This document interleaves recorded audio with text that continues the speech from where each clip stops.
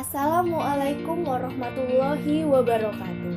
Perkenalkan, nama saya Ragil Trisabayanti, NPM 1811080156. Saya dari Universitas Islam Negeri Raden Intan Lampung, jurusan Bimbingan Konseling Pendidikan Islam.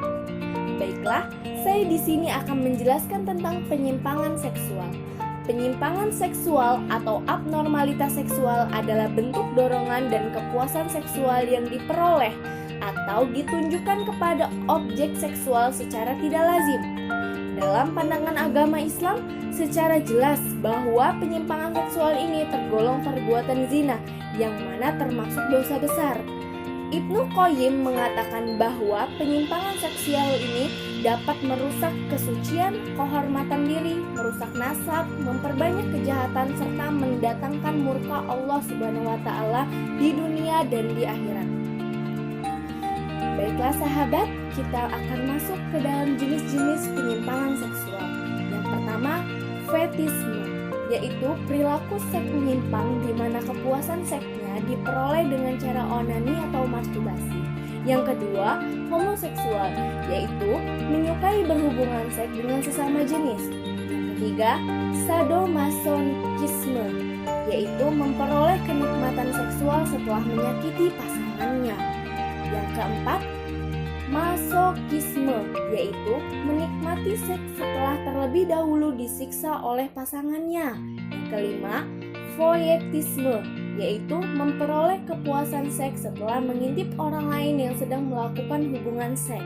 Yang keenam, pedofil, yaitu orang dewasa yang menyukai berhubungan seks dengan anak usia dini. Yang ketujuh, bestiali, yaitu seseorang menyukai berhubungan seks dengan binatang. Yang kedelapan, insek, yaitu berhubungan seks dengan sesama anggota keluarganya.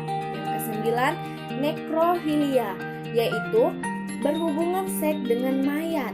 Yang ke-10, zoofilia, yaitu merasa terangsang setelah melihat binatang berhubungan seks.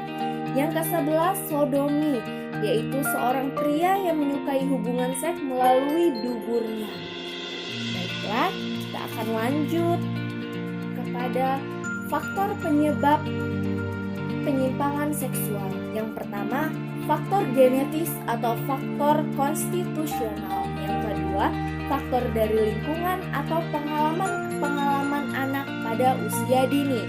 Yang ketiga, proses belajar secara umum tentang hubungan seks selama masa kanak-kanak. Yang keempat, kejadian-kejadian yang berasosiasi dengan awal tingkah laku seksual pada usia pubertas anak. Dalam penyimpangan seksual, kita perlu tahu tanda-tanda dari penyimpangan seksual pada murid kita, anak kita, atau teman kita. Yang pertama, anak memiliki fantasi seksual yang berlebihan dan menjurus kepada kekerasan. Yang kedua, keinginan memperlihatkan organ vitalnya kepada orang lain. Yang ketiga, anak laki-laki akan merasa puas jika teman perempuannya terkejut saat melihat organ genitalnya. Yang keempat, anak perempuan merasa puas bila teman laki-lakinya terangsang melihat payudara dan pantatnya. Yang kelima, fantasi melihat lawan jenis tanpa menggunakan pakaian. Yang keenam, anak lelaki menggunakan kosmetik atau pakaian perempuan. Yang ketujuh, timbul rasa sayang terhadap teman sejenis, lebih dari sekedar teman, sahabat, atau saudara. Baiklah, itu tadi pembahasan tentang penyimpangan seksual. Semoga dapat memenuhi tugas mata kuliah abnormal. Saya Ragil Trisabayanti, saya akhiri. Wassalamualaikum warahmatullahi wabarakatuh.